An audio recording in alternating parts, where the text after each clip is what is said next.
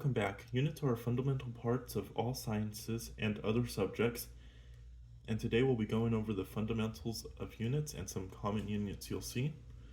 So first off, some common units you'll see in science. First one's the meter.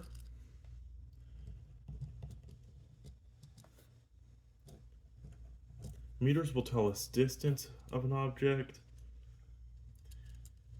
how far it would be away.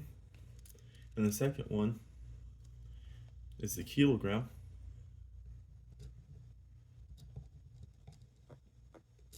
With the units kg after the number. And this would be like the mass of an object. Think of like your weight. Next thing is our time, which is going to be given in seconds. And we'll have an S in the problems to show that it's seconds. And this is just time. Think of like how long it takes to do something, like a task. Next thing is temperature. And in science we use Celsius for temperature, which is given by degrees Celsius. And this would be like how hot it is. So why are units important? In science, we have many different numbers, and we have to understand what the numbers are saying. Units tell us what they are saying.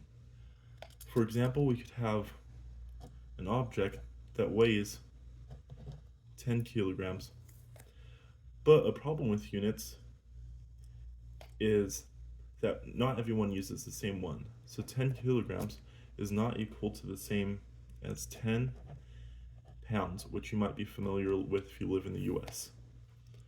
So we needed to convert units. Some common ways of converting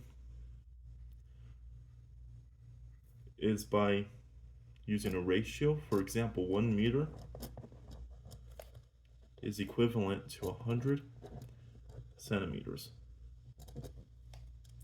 So to convert, we use something called stoichiometry, which we'll go over more in a future video. So we do 100 centimeters on top and 1 meter on bottom for our conversion. And then our meters cancel out and we're left with just 100 centimeters.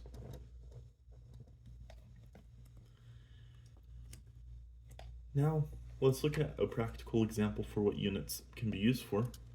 So let's say we have a car traveling and it goes 100 meters in 10 seconds. We want to know the speed of the car. Speed is given in meters per second, and in the US you might recognize this as miles per hour, which is a different unit for speed, but in metric we use meters per second. So what we can do is we can do 100 meters divided by 10 seconds, and so we get that is equal to 10, and then meters over seconds, which is meters per second, and that is equal to our velocity.